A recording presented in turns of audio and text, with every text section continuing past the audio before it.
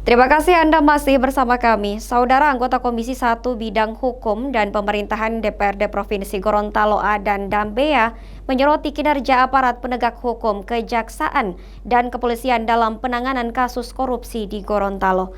Menurutnya, aparat penegak hukum terkesan tidak serius, sehingga banyak kasus korupsi yang sedang berproses tidak bisa ditindaklanjuti.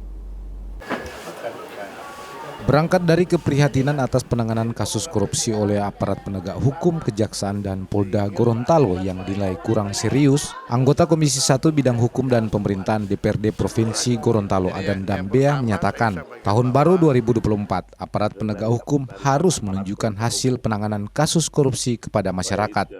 Menurutnya ada sejumlah kasus korupsi yang sudah bertahun-tahun berproses namun tak kunjung selesai hingga saat ini. Seperti kasus dugaan tindak pidana pencucian uang Gorontalo Outer Ring Road serta kasus Bansos Bone Bolango. Tak hanya itu, Adan Dambea juga menyoroti penanganan kasus dugaan penyalahgunaan anggaran pada Proyek Pemulihan Ekonomi Nasional atau PEN, baik di Kota Gorontalo, Gorontalo Utara, Kabupaten Gorontalo, dan Provinsi. Adan Dambea menyebut proyek PEN yang jelas dananya tersedia seharusnya bisa diselesaikan dengan cepat, namun kenyataannya terbengkalai bahkan merugikan masyarakat. Oleh karena itu saya minta sebagai anggota DPRD kemudian membidangi hukum dan pemerintahan dengan segala hormat mengharapkan aparat penegak hukum serius di dalam menangani proyek-proyek selama ini. Itu yang paling penting. Karena sumber-sumbernya dari situ ketegasan dari aparat penegak hukum.